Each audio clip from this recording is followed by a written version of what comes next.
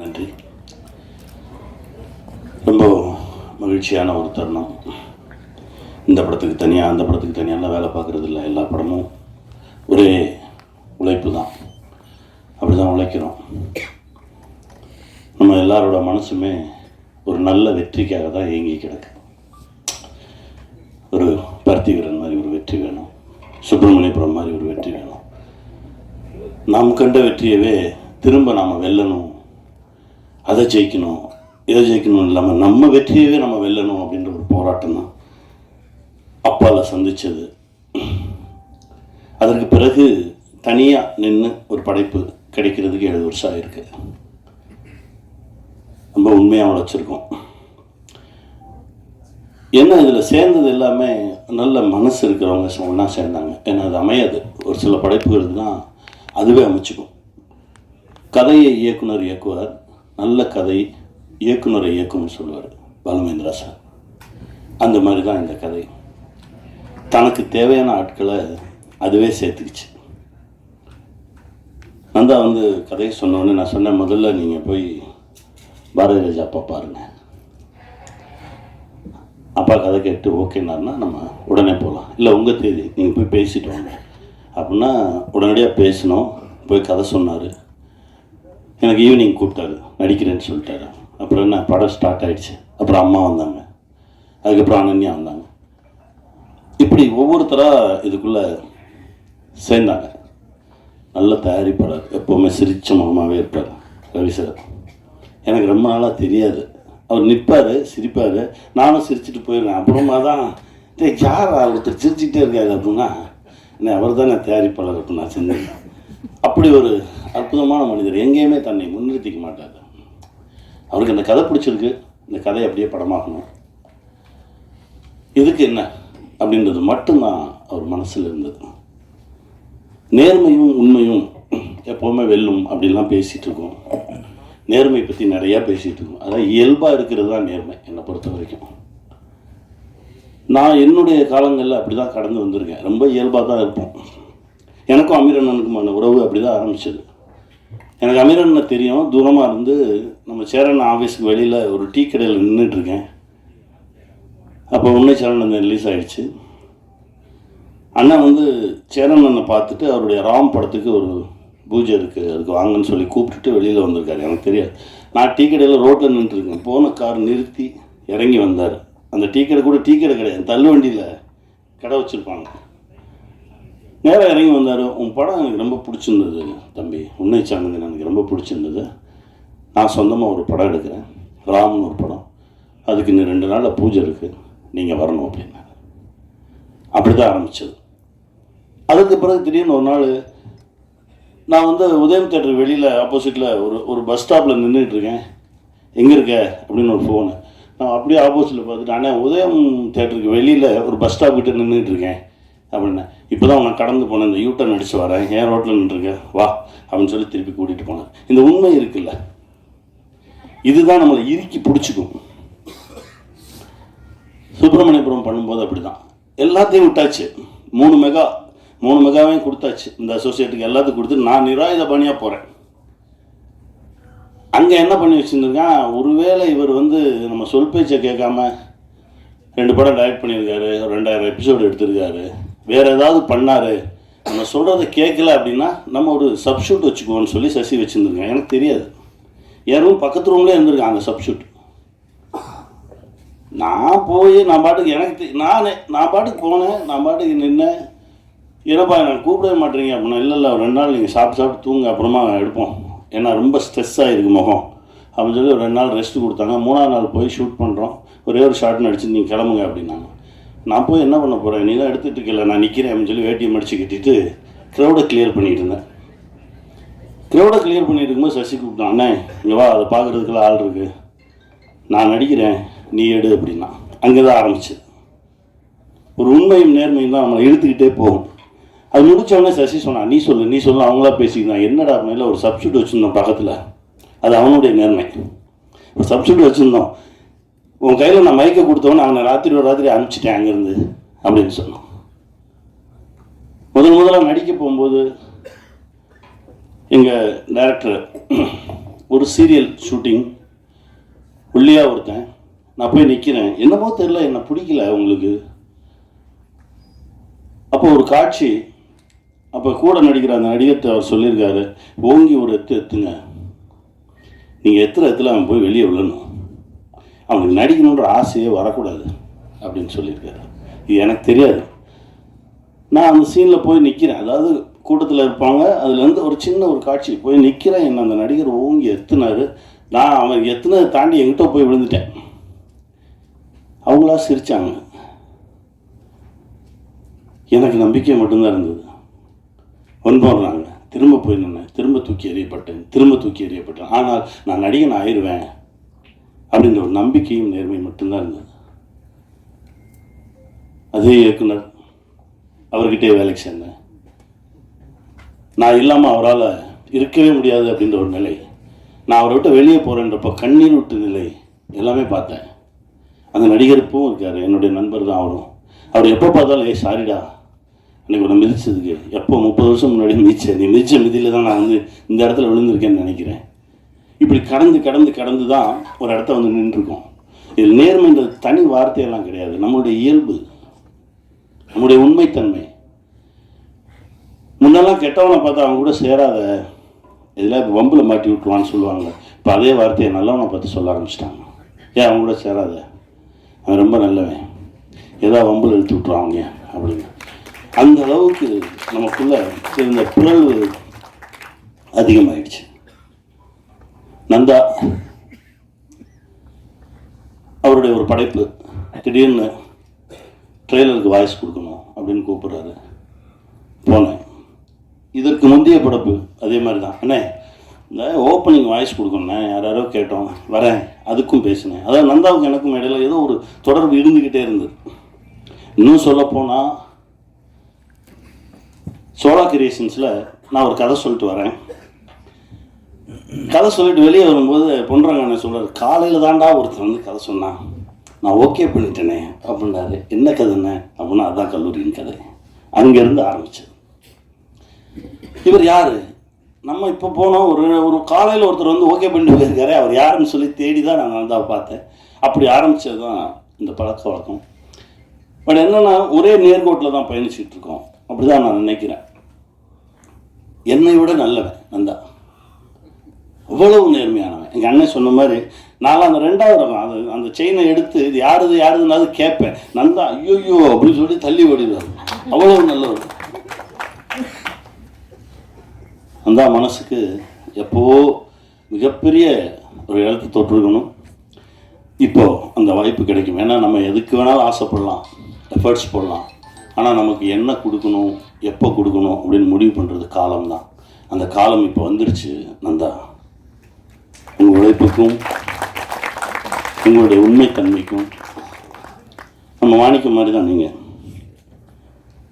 என்னைக்கு இருந்தாலும் உங்களுக்கு வெற்றி தான், ஜெயிச்சுக்கிட்டே இருப்பீங்க. இந்த கதை கேட்ட உடனே நான் சொன்னேன், எனக்கு எழுதி கொடுத்துருங்க. ஏன்னா இவர் சொன்ன ஒரு மாதிரி மெஸ்மரைஸ் பண்ணுறாரு. அப்படியே பார்த்துக்கிட்டே இருந்தால் அவரும் எழுதுவார், நம்மளே எழுத வச்சுருவார். நான் சொன்னேன், ஏய் இரு, அதெல்லாம் அப்புறம் நீ முதல்ல எழுதி எனக்கு புத்தகமாக கொடுங்க, நான் தனியாக உட்காந்து படிக்கணும் அப்படின்னு சொல்லி அனுப்பிச்சேன். தனியாக எனக்கு ஒரு புக்கு வந்தது. அந்த புக்கை படித்தோடனே சொன்னேன், உடனே ஷூட்டிங் போவோம். இல்லை நீங்கள் அங்கே ஹைதராபாத், நான் எங்கே இருந்தாலும் வருவேன். அப்படி தான் ஷார்ட் டைம் நடந்தது. நண்பர்கள் வந்து சொல்லிட்டு போயிட்டாரு, இதை உடனே சொல்லிடணும். ஒரு சில கதைகள் நம்மளை கூட்டிகிட்டு ஓடும், அந்த கதையில் இருக்கக்கூடிய உண்மைத்தன்மை நம்மளை இயக்கும். அப்படி தான் திருமாணிக்கம் தன்னை உருவாக்கிக்கிச்சு.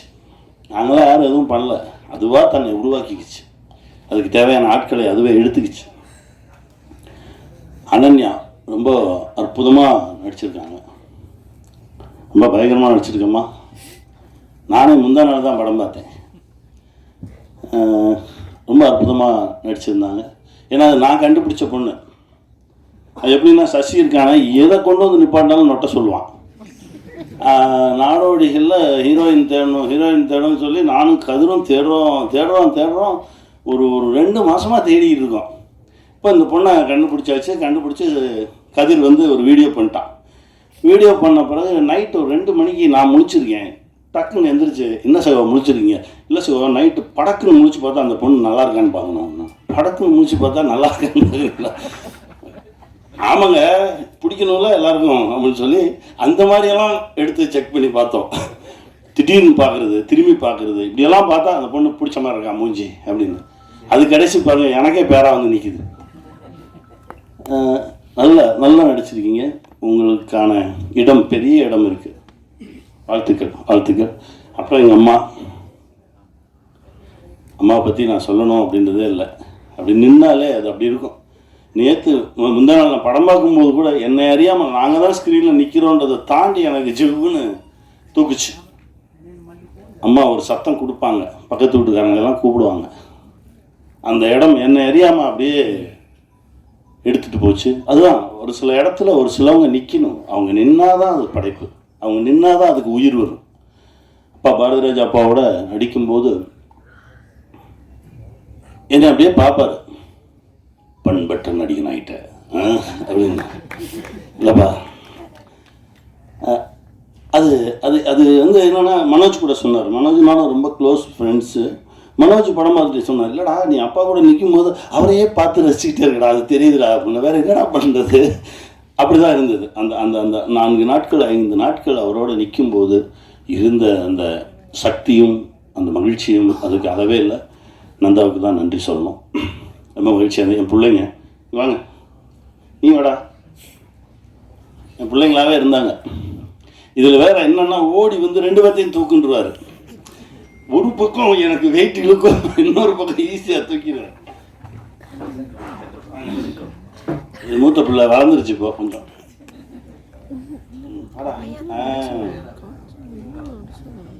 இவன் நானா என்னுடைய சின்ன வயது நானா நடிச்சிருக்கேன். அற்புதமான ஒரு நடிகன், ரொம்ப பெரிய தளம் இருக்கு. பிள்ளைங்க என்ன பேசுறியா? பேசு, 2 வாரம் பேசு.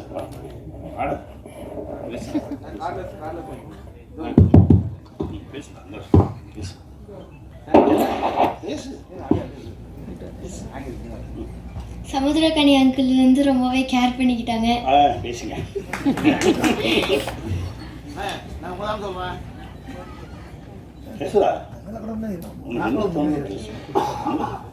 இந்த மூவியில் எல்லாருமே ரொம்ப ஹார்ட் ஒர்க் பண்ணியிருக்காங்க. இதில் நந்தா பெரியசாமி அங்கிள் எனக்கு ஆப்பர்ச்சுனிட்டி கொடுத்ததுக்கு ரொம்பவே நன்றி. இல்லைன்னா அவனை மறந்துடுவாங்க, அதுக்கு தான் கூப்பிட்டேன். பேசு, திக்காமல் பேசணும். நீங்களும் நல்லா பேசுவீங்க. ஹாய். ஹாய்.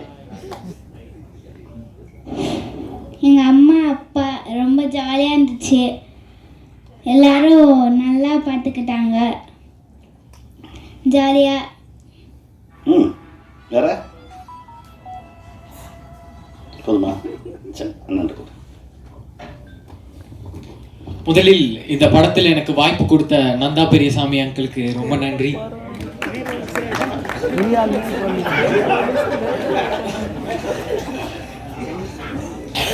சின்ன வயசுல நான் டிவி பார்க்கும்போது விஐபியில் சமுத்திரக்கனி அங்கிள் ஒரு சீன் பார்ப்பேன்.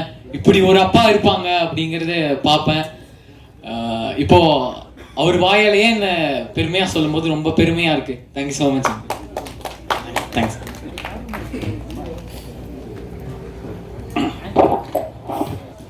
ஏன்னா அப்பாவா நிற்கணுன்னாலே பிள்ளைங்க இருக்கும்ல, பிள்ளைங்க அவ்வளோ சக்தி கொடுத்தாங்க அந்த படத்தில். அது பிள்ளைங்களாகவே இருந்தாங்க. ரொம்ப சந்தோஷமான ஒரு நிகழ்வு. என் அண்ணன் தம்பிராம அண்ணன், அதாவது ஒவ்வொரு படைப்புலையும் நாங்கள் 2 பேரும் சேர்ந்து நிற்கும்போது ஒரு தீ பத்தும். அது இதுலேயும் இருக்கும். சரண் சார் சொன்ன மாதிரி அந்த 60% வந்து திட்டுறது மொத்தமும் டைரக்டர் வந்து அவர் மேலே தான் வச்சுருப்பார். அவர் திட்டுறது தான் ஜனங்க திட்டுவாங்க.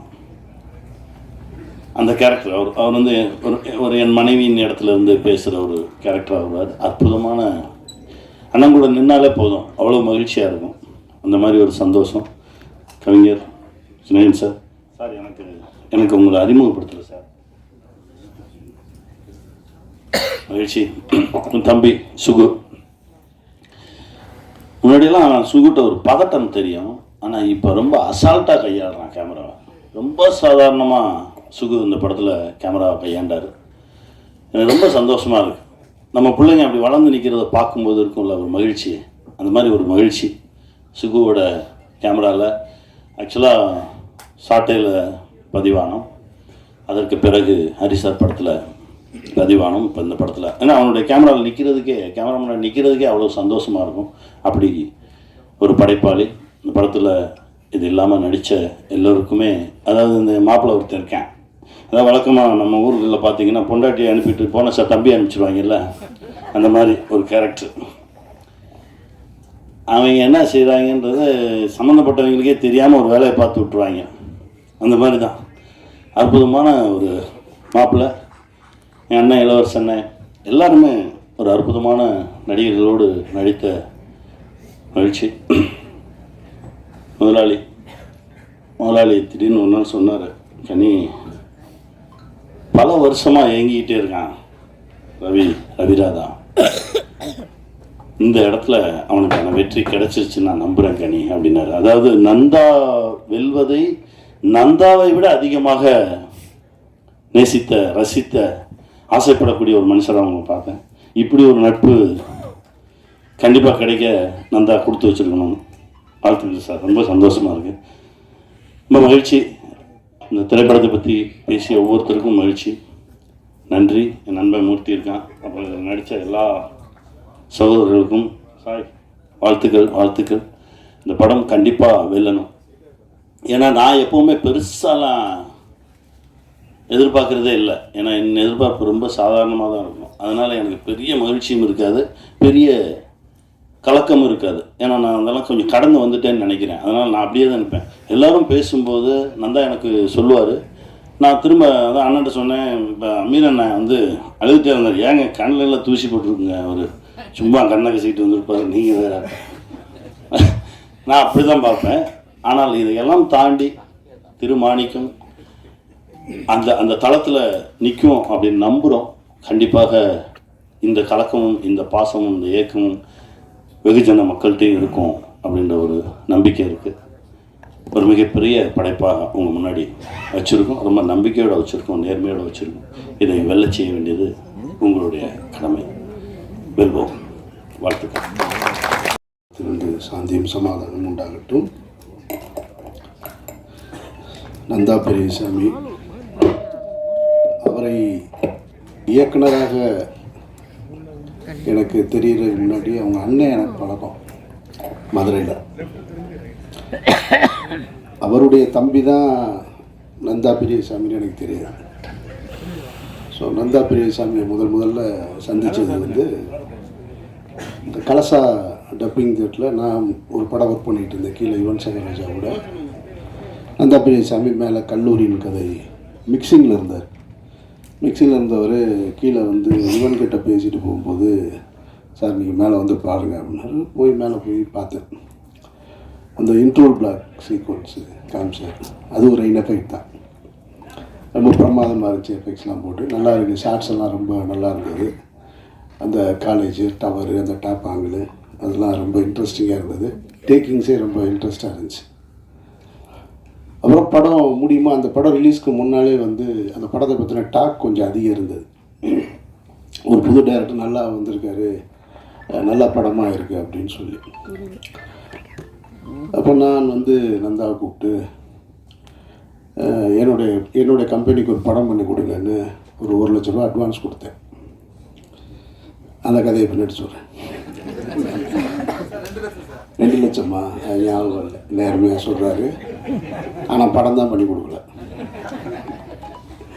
2 லட்ச ரூபா அட்வான்ஸ் கொடுத்தேன். இப்போ படம் ரிலீஸ் டைமில் இதே லேப் தான், பிரசாத் லேப் தான். தெலுங்கு நல்லா இருக்குது, கொஞ்சம் அவங்களுக்கு பணம் ஷார்ட்டேஜ் தேவைப்படுது. பணம் ஷார்ட்டேஜ் இருந்தது. சௌத்ரி சார் அப்போ என்னோட ரொம்ப நெருக்கமாக இருந்த நேரம். அப்போ அவர் என்கிட்ட சொல்கிறாரு, என்னப்பா இந்த படம் எதாவது நல்லா இருக்குன்னு சொல்கிறாங்க. அப்போ நான் கூட மிக்சிங்கில் கொஞ்சம் பார்த்தேன் சார், நல்லா இருந்துச்சுன்னு. சரி அப்போ நீ போய் தெலுங்கு வாங்கிறியா, அவர் என்ன வேலை சொல்கிறாங்களோ சொல்லிவிட்டு வாங்கிருங்க. அப்போ நான் வந்து இங்கே நின்றுட்டுருக்கேன் அவருக்காக.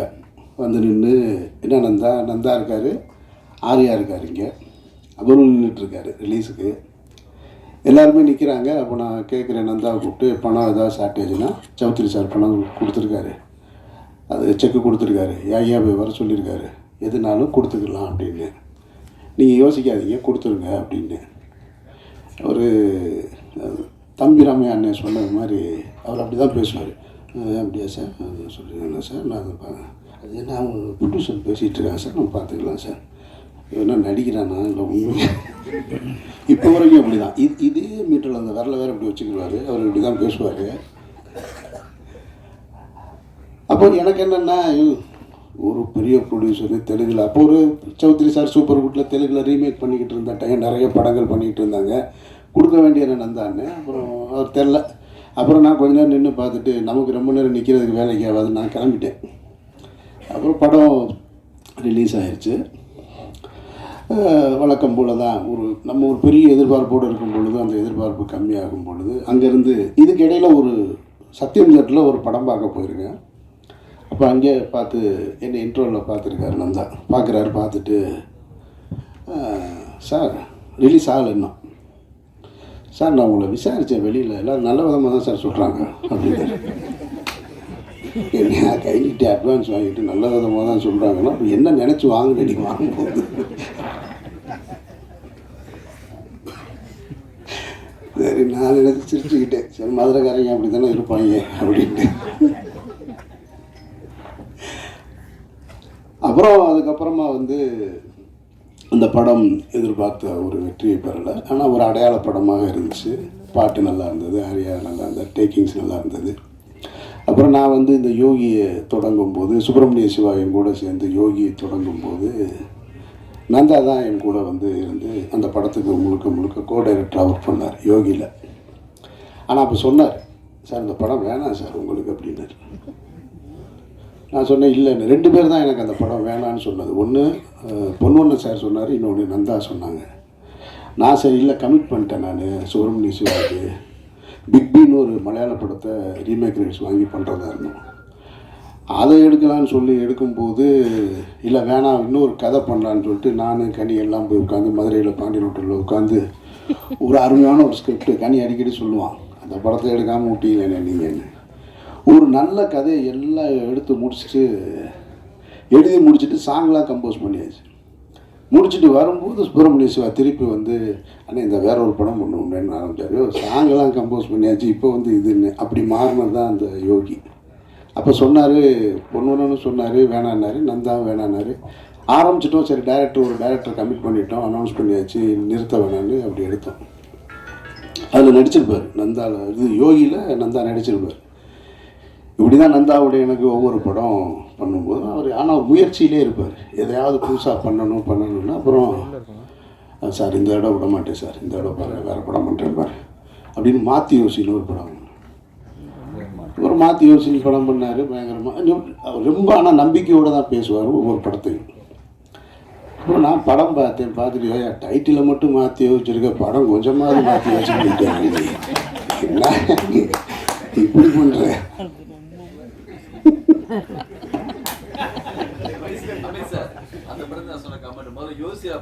அப்புறம் யோசிச்சு அப்புறமா சாரி சார் நெக்ஸ்ட் டைம் பாருங்க சார், நெக்ஸ்ட் டைம் பண்ணுமா. ஆமாம். அப்புறம் ஒரு முறை ஜிஆர்டி ஹோட்டலில் உட்காந்துருக்கேன், அங்கே ஒருத்தரோடு உட்காந்துருக்காரு. நான் சாப்பிட உட்காந்துருக்கேன், வேகமாக வந்துட்டார். வந்தோடனே யார் இருந்தானே, சார் இப்போ தான் ப்ரொடியூசர் செட் பண்ணிகிட்டு இருக்கேன் அப்படி உனக்கு மட்டும் எப்படியா வச்சுக்கிறாங்க.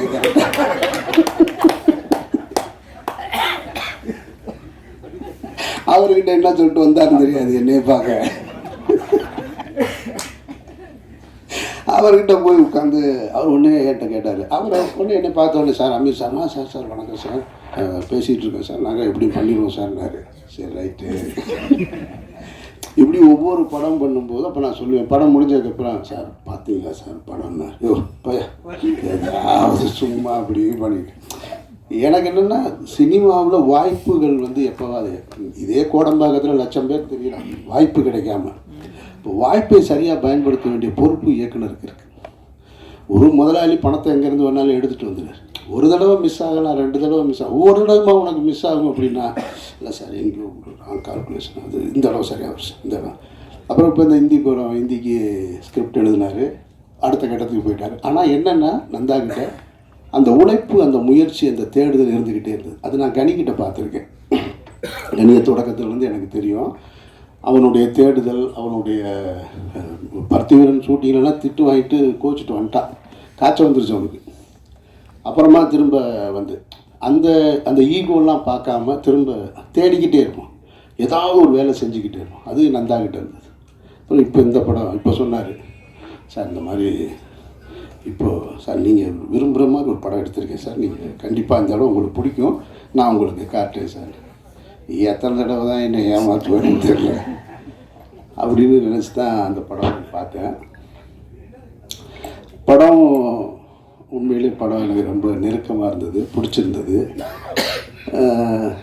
இந்த படம் பார்த்துட்டு அழுதுன்னு சொன்னதில் பாதி உண்மை, பாதி வந்து கொஞ்சம் தூக்க கலக்கம் வேறு இருந்தது. அதனால் லேசாக கண்ணு கலங்கி இருந்துச்சு. அது நந்தாவோட புத்திசாலித்தனம் என்னென்னா, படம் பார்த்து வெளியே வரும்போது ஒருத்தர் வீடியோ எடுத்துக்கிட்டே இருக்கார் ரெடியா. நம்ம அப்படியே கண்ணு லேசாக அப்படியே கலங்கி வந்தோடனே, சார் அழுதுட்டீங்கல்ல,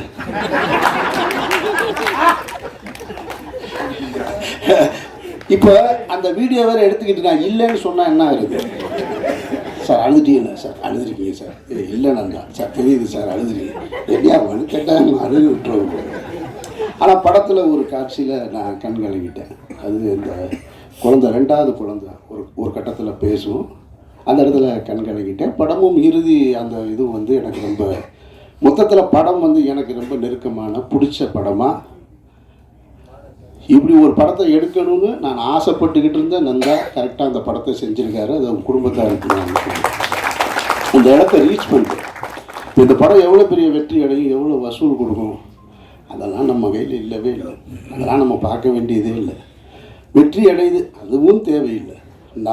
நாம் நினச்ச ஒரு இடத்த அடையிறோமா, நான் நினச்ச வேலையை செய்கிறோமா, அந்த பொருள் மற்றவங்களுக்கு திருப்தியாக இருக்கா, அப்படித்தான் நான் பார்ப்பேன் படத்தை.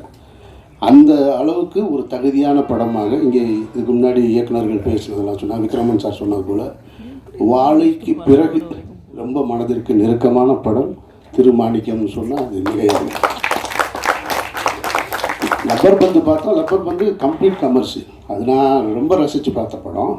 ஆனால் மனசுக்கு ரொம்ப நெருக்கமானது வாழைக்கு பிறகு இந்த படத்தை தான் நான் பார்க்குறேன். படத்தில் இருக்கிற கதை, அந்த வடிவரசி அம்மா இந்த மொத்த கதையும் சொல்லிட்டாங்க. படம் பார்த்த எங்களுக்கு தான் தெரியும். அது இதில் என்னென்னா, ப்ரொடியூசருக்கு 1 மணி நேரம் தான் கதை சொன்னாராம், வடிவரசி அம்மாவுக்கு 2.5 மணி நேரம் சொல்லியிருக்காங்க. அவங்க சொல்கிறாங்கன்னா படம் பார்க்கலன்னு, பார்க்காத படத்தை கதை இவ்வளோ சிறப்பாக சொல்கிறாங்கன்னா எப்படி அழுத்தியிருப்பார், எப்படி ஒருத்தவங்களை கன்வின்ஸ் பண்ணியிருப்பார். அப்போ நான் சொன்னேன், நான் கண்ணிட்ட பக்கத்தில் கூட சொன்னேன், 2.5 மணி நேரம் சொல்லியிருக்காருன்னா சம்பளத்தை எப்படியாவது குறைக்கிறதுக்கு முயற்சி செஞ்சுருக்காங்க. பெரிய போராட்டமாக தான் இருந்திருக்கும் போல இருக்குது. பயங்கரமான ஆள். அப்படி பேசுகிறதுல வந்து அந்த உண்மையிலே கண்டுபிடிக்க முடியாது. இப்போ வரைக்கும் தம்பிராமையா சொன்னதில் ஒரு உண்மையிலே நடிக்கிறாரா, உண்மையாக இருக்காரா, இப்போ வரைக்கும் கண்டுபிடிக்க முடியாது. நான்லாம் ஒரு ஆள்கிட்ட கொஞ்ச நாள் பழனா தெரிஞ்சிடும். கண்டுபிடிக்க முடியாத ஒரு ஆளாக ஒரு மிஸ்ட்ரியிலே இருக்கிறது நந்தா பெரியசாமி. ஸோ இந்த படத்தோட கதை வந்து ரொம்ப சாதாரண விஷயந்தான். அறத்தோடு வாழ்கிறது, ஒரு மனிதன் நேர்மையாக வாழ்கிறதுன்றது, மனிதன்கிட்ட நேர்மையாக இருக்கணும்.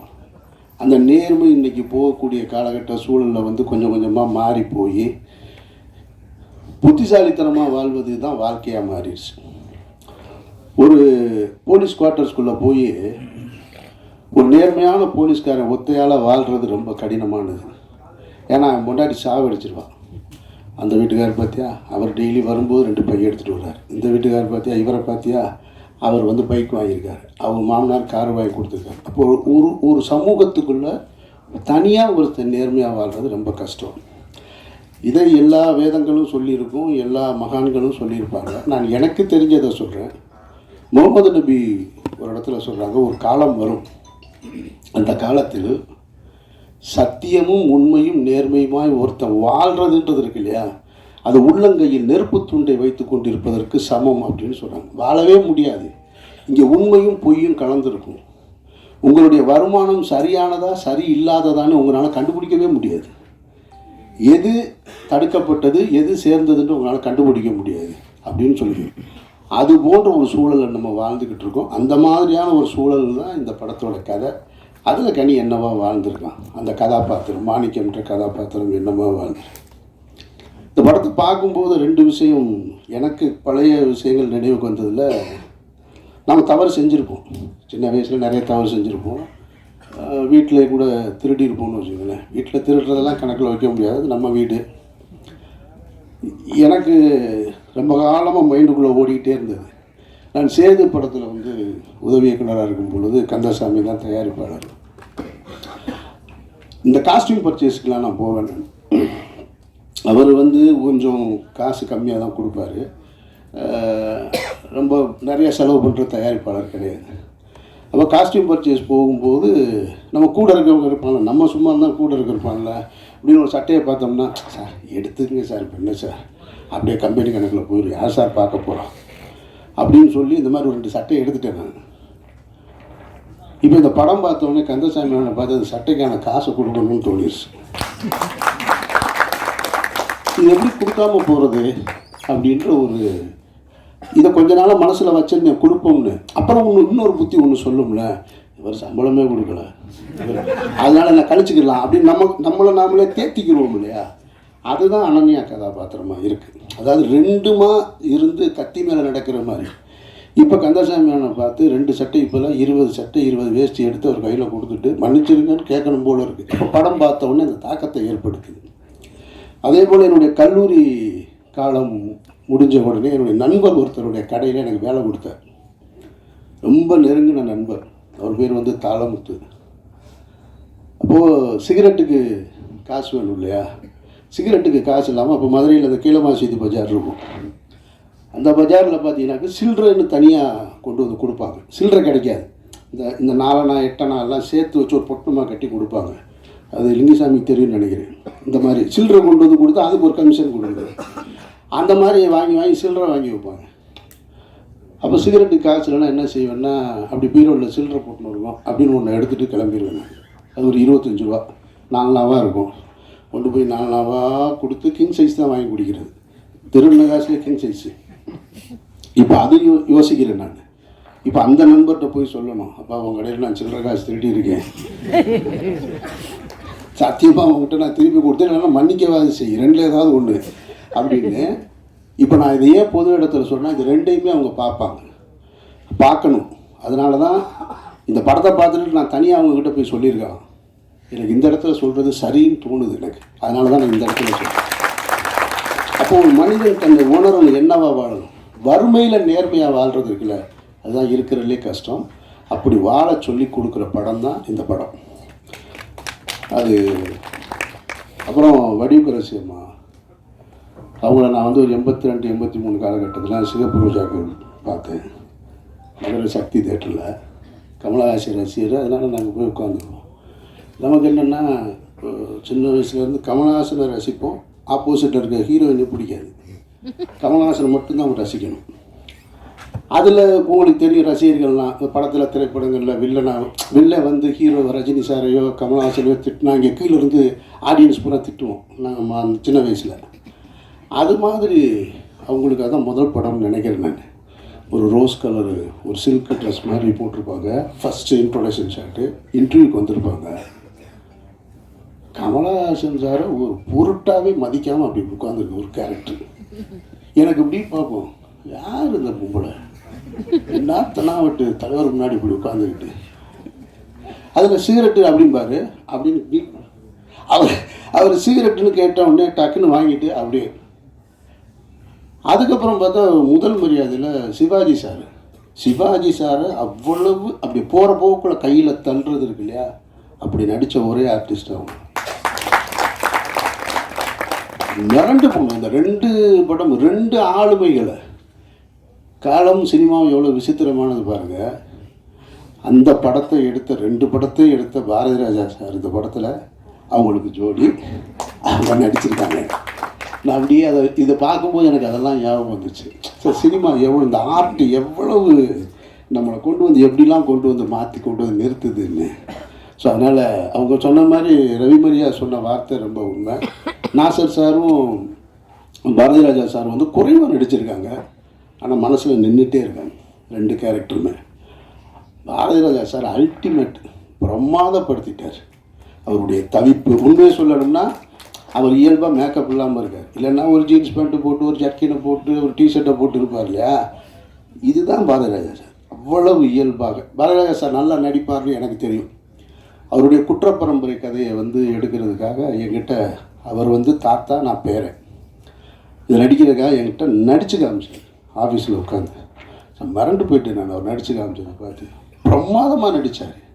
அந்த பேக்காமன்னு ஒரு கேரக்டர் இதில் வாழ்ந்துட்டார். ரொம்ப சின்ன கதாபாத்திரம், அந்த தவிப்பு, அந்த ஏக்கம், அதெல்லாம் பிரமாதப்படுத்திட்டாங்க. அப்புறம் அனன்யா, அதாவது அவங்க இப்போவும் ஒரு காலேஜ் போகிற ஒரு ஹீரோயின் மெட்டீரியலாக தான் இருக்காங்க. ஆனால் 2 குழந்தைக்கு அம்மாவா ஒரு தவிப்போட அந்த பதட்டத்தோட எல்லா சீனுமே ரொம்ப சிறப்பாக இருந்தது, ரொம்ப நல்லா இருந்தது. ஸோ பாக்கி சின்ன சின்ன கேரக்டர் தம்பிராம என்ன அப்படி வந்தார்னா உள்ளே வரும்போது இந்த ராஜாதி ராஜா இன்ட்ரோடக்ஷனில் ரஜினி சார் வருவார்ல ஒரு கோட் சூட்டோட காரில், அந்த கேமரா மட்டும்தான் இல்லை, அதே மாதிரி கேமரா இருக்கிற இதுலையும் இல்லையா பேக்கு அதே மாதிரியே இறங்கியிருக்காரு. லண்டன் ரிட்டனா யூகே ரிட்டனு, ஆமாம் யூகே ரிட்டன் ஏதோ ஒன்று சொல்கிறாரு. எல்லாருமே சிறப்பாக பண்ணியிருக்காங்க. படம் ரொம்ப நிறைவான ஒரு படமாக இருக்குது.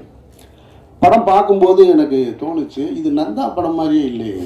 ஷார்ட்ஸ் எல்லாம் ரொம்ப நல்லா இருக்குது. ஷார்ட்ஸ் எல்லாம் ரொம்ப டைட்டில் கவனிக்காமல் விட்டேன். நான் எப்படி கவனிக்காமல் விட்டேன்னு தெரில. ஷார்ட்ஸ் எல்லாம் அவ்வளோ அழகாக இருக்குது, ரொம்ப ஸ்டைலிஷாக இருக்குது, ரொம்ப டெப்த்தாக இருக்குன்னு. இப்போ தான் இங்கே வந்ததுக்கப்புறம் தான் இந்த இது கடைசியில் என் தம்பி சுகுமார் தான் கேமராமேன்.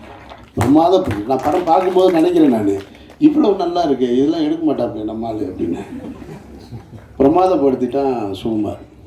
சுகுமாரை எனக்கு பல வருஷமாக தெரியும் எனக்கு. ஸோ இப்படி எல்லாருமே நிறைவாக செஞ்சுருக்கிற படம். இந்த படத்தை பற்றி யாராவது உங்ககிட்ட இங்கே பேசினவங்க அதிகமாக பேசியிருந்தாங்கன்னா அதை நீங்கள் பெருசாக எடுத்துக்கணும். ஏன்னா நீங்கள் ஒரு கிரிட்டிக் பாயிண்ட் ஆஃப் வியூவில் படம் பார்ப்பீங்க. நீங்கள் பார்க்கும்போது சின்ன சின்ன ஃப்ளாஷ் இருக்கும் படத்தில், அது இருக்குது, அது எனக்கு தெரியும், உங்களுக்கு அது தெரியும், உங்கள் கண்ணுக்கு தெரியலாம். ஆனால் அதையெல்லாம் தாண்டி எனக்கு முன்னாடி இங்கே பேசின யாரோ சொன்னாங்க, நீங்கள் நினச்சா கூட இந்த படத்தை தப்பாக எழுத முடியாது. அதுக்கான ஒரு தரமான படமாக இருக்குது. நந்தா தனக்கான இடத்தை அடைஞ்சிட்டாருன்னு நான் நினைக்கிறேன். மற்றபடி எதுவும் சொல்ல மறந்துட்டேனான்னு தெரியலை. சார் சொல்லும்போது வார்த்தை சொன்னார், இந்த படம் தமிழ் சமூகத்திற்கு அவசியமான படம்னாரு, மனித சமூகத்திற்கு அவசியமான எந்த சமூகமாக இருந்தாலும் நேர்மையாக உண்மையாக வாழணுன்றது அதுக்கான படம். படம் ரொம்ப நிறைவாக இருக்குது. வேறு கனி ஒன்று பருத்தி வீரனில் நடிச்சிருப்பான், உங்களுக்கு தெரியும், அந்த பஞ்சு மிட்டாய் சீனில். அதுக்கப்புறம் ஈசன் பார்த்தேன் நான். ஈசன்லாம் அப்படி வர்றப்பான ஒரு போலீஸ்காரன் அந்த அப்படியே நின்றுக்கிட்டே இருப்பான். அவர்கிட்ட கேட்டேன், சசிட்ட ஏன்டா அவன் நெஞ்சை நிமித்திக்கிட்டே நிற்கிறான், சும்மாவே நிற்கிறேன், போலீஸ்காரனா நெஞ்சை நிமித்தணுமாடா அப்படின்னு. அப்படி அப்புறம் நிறையா படம் பார்த்தேன். என்ன இவன் ஒரு மாதிரியாக போயிட்டே இருக்காங்கன்னு. ரவிமரியா சார் சொன்னது மாதிரி இந்த கதாபாத்திரத்தை இவனை விட யாராலையும் சிறப்பாக நடிக்கவே முடியாது. ஒரு புள்ளி கூட படத்தில் எங்கேயுமே எந்த காட்சியிலையுமே எவ்வளோ பெரிய நடிகராக இருந்தாலும் அங்கங்கே கொஞ்சம் மிஸ் ஆகும். அவனுக்கு நடிப்பு அப்படியே சும்மா அப்படி போகிற போக்கில் பொறி சாப்பிட்ற மாதிரி ஆகிப்போச்சு. அவ்வளவு ஃபிட்டாக இருக்குது இந்த கேரக்டர். படத்தின் முதல் காட்சியிலேருந்து கடைசி வரைக்கும் ரொம்ப ஃபிட்டாக இருக்குது. கனியை தவிர இந்த கதாபாத்திரத்தை யார் செஞ்சுருந்தாலும் சரியாக வந்திருக்காது. கனி ஒரு தேர்ந்த நடிகனாக மாறிட்டான். வாழ்த்துக்கள் கனி. நிறையா பேர்த்துக்கு அப்பாவாக நடிச்சிருக்காங்க. எனக்கும் அப்பாவை ஒரு படத்தில் நடிச்சுன்னா நல்லாயிருக்கும், அந்த ஆசையும் தெரிவிச்சிருக்கேன். மற்ற எல்லாரையும் பற்றி சொல்லியாச்சுன்னு நினைக்கிறேன். படம் ரொம்ப சரியான நிறைவான படம், வேறு ஒன்றும் சொல்கிறதுக்கு இல்லை. இந்த திருமாணிக்கம் கரெக்டு தான். அது அந்த ஒரு டைட்டில் இருக்கு இல்லையா, அந்த திருன்ற டைட்டில், அது மரியாதைக்குரிய ஒரு சொல் இருக்கு இல்லையா, அது மரியாதைக்குரிய சொல், மரியாதைக்குரிய படத்தில் சேர்ந்துருக்கு. நந்தா, வாழ்த்துக்கள். இவ்வளோ நேரம் காத்திருந்த எல்லோருக்கும் உங்களுக்கு என்னுடைய நெஞ்சார்ந்த நன்றிகள். நன்றி. பத்திரிகை, தொலைக்காட்சி, ஊடக சகோதர சகோதரிகளுக்கும், மேடையில் அமர்ந்திருக்கக்கூடிய விற்பனர்களுக்கும், முன்னேற துடிக்கும் முன்னே வந்திருக்கக்கூடிய அத்தனை சினிமா சம்பந்தப்பட்ட அனைவருக்கும் எனது மாலை வணக்கம். நான் அதில் பங்கு பெற்ற காரணத்தினால நிறைய காக்கைக்கு தன் குஞ்சு கோல்டு குஞ்சும்பாங்க, அது நான் இதை பற்றி அதிகமாக பேசுவதை விட இந்த படத்தை பார்த்தவர்கள் பார்த்துருப்பீங்க. சில வருடங்களுக்கு ஒரு முறை தான் சில நல்ல கதைகள் மாட்டோம். நான் அன்பு தம்பி நந்தாக்கிட்ட கூட சொன்னேன், இதே மாதிரி கதை இம்மிடியட்டாக மாட்டாதரா, அப்புறம் நினச்சதெல்லாம் கதைன்னு எழுதி போய் அரசியல்கிட்டே அப்படி சொன்னேன்.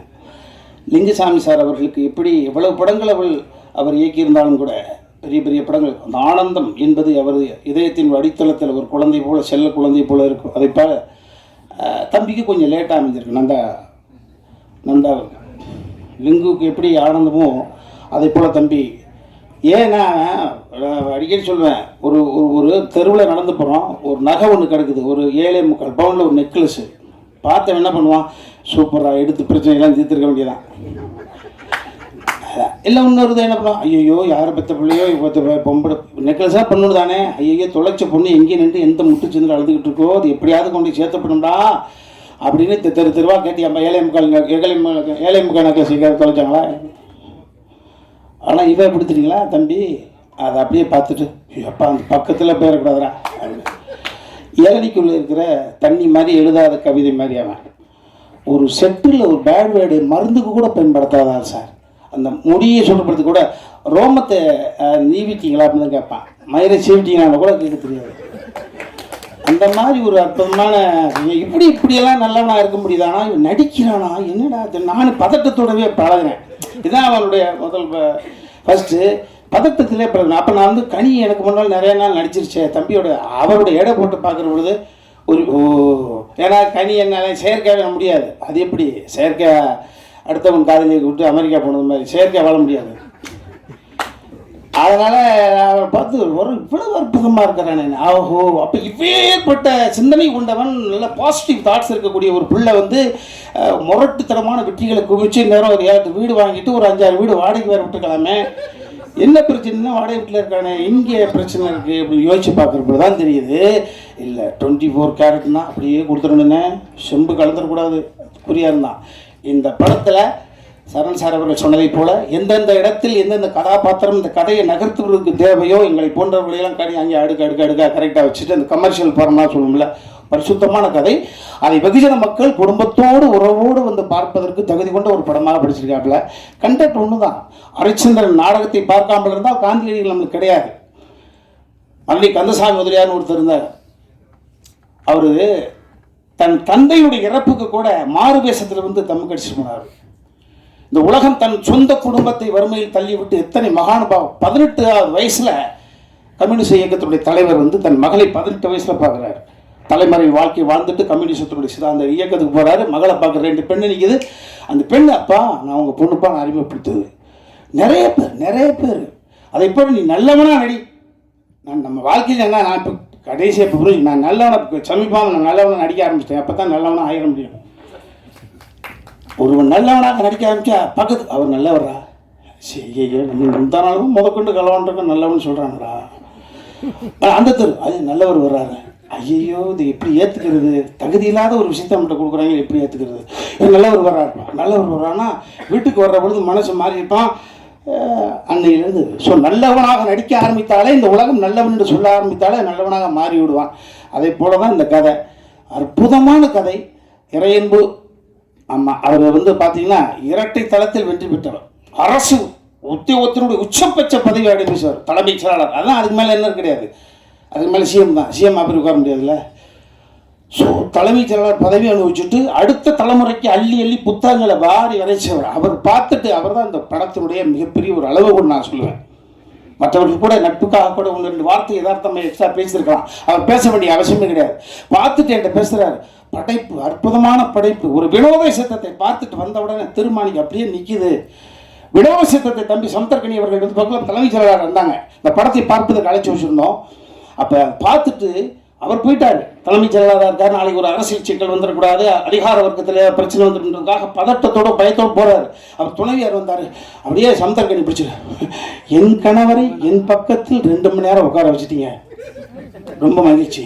என் புருஷனை என் பக்கத்தில் 2 மணி நேரம் உட்கார வச்சுட்டீங்க, ரொம்ப மகிழ்ச்சி. போதுங்க, மனப்படம் ஆயிடுச்சுங்க எங்களுக்கு டயலாக் கேட்டாங்க. ஸோ அதை போல் இன்னொரு அற்புதமான ஒரு உணர்வை படைக்கக்கூடிய ஒரு படம். நான் அடிக்கடி சொல்லுவேன், கதை என்பது பண்ணிடலாம், அந்த கதையை யார் ஏற்று நடிப்பார், அந்த கதையோடு ஒன்றுவதற்கு தகுதி கொண்ட ரியல் இமேஜ் கொண்டவர் வேணும். ஸோ இந்த திருமாணிக்கத்தை நீங்கள் நிச்சயமாக சொல்லு, வேறு யாரோட போய் ஒட்டி பார்த்தாலும் ஒத்துக்க மாட்டாங்க. கரெக்டாக சரண் சார் சொன்னாங்க, பாதி வரை சமுத்திரக்கனி மீது கோபம் வரும். எஸ், அந்த கோபம் என்பது வேற மாதிரி கோபம். அந்த படத்தை பார்க்கிறவங்களும் புரிஞ்சுப்பீங்க.